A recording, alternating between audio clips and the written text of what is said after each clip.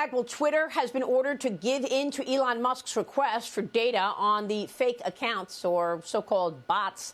A Delaware judge saying that Musk's demand for trillions of Twitter data is, quote, absurdly large, but ordered the company to turn over some of the data regardless. The ruling coming days after a whistleblower complaint against Twitter by its former security chief. Joining me right now is Competitive Enterprise Institute Director of Center for Technology and Innovation, Jessica Malusian. Jessica, great to see you this morning. Thanks so much for being here. What's your reaction to all of this? Did the whistleblower impact Musk's case against Twitter? Yeah, I think we've taken the kicking the tires of Twitter up a notch here.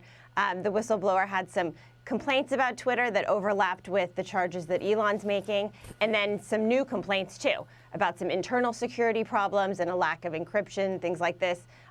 So I think that sort of bolstered Elon's case to say, listen, I thought I was buying one thing and it turns out that really isn't what's here. And I think that that's what he's asking the court to say. Like, has there been enough difference between what I was told and what appears to be the truth to justify halting this deal?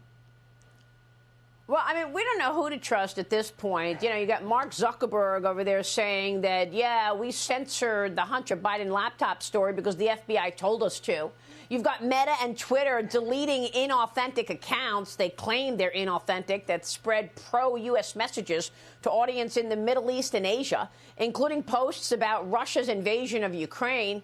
Facebook telling the Washington Post it's the first time they've removed foreign-focused accounts presenting pro-U.S. messaging. Jessica, what's going on here with social media? What's going on with social media is that it's very complicated and it's very complex to overlap this technology with sort of our core American values, right? We know that we're for free speech in this country.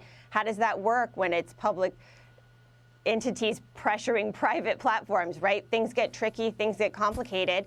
When the White House pressures a certain kind of content moderation for COVID information, you know, we instinctively know that that is icky and that's not something that should be happening. The government shouldn't be pushing people around with what kind of speech can be carried on their own private property.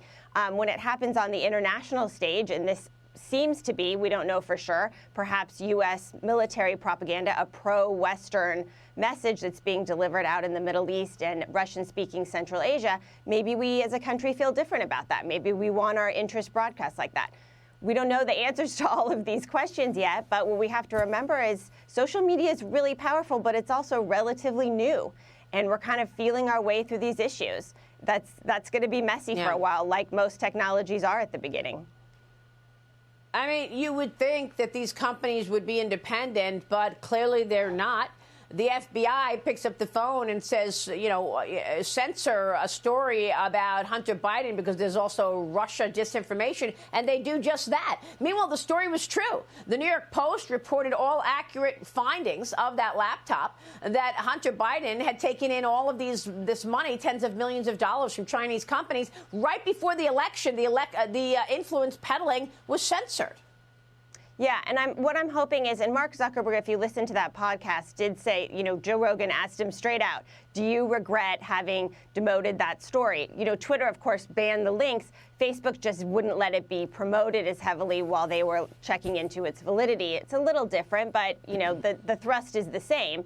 But when Joe Rogan asked Zuckerberg, do you regret that decision? He was quick to say that he did. So what I'm hoping is that we're learning as we go, and these platforms are more inclined to let more speech flow around. And the bottom line is, if you're going to trust Americans to elect their own leaders, and if you believe that it's a God-given right to elect your own leaders, you're going to have to trust people more to sort through for themselves what's true and what's not. Yeah, well, they definitely put their users at a disadvantage by doing that. Jessica, it's great to get your take on all of this. Thanks very much. Thank you.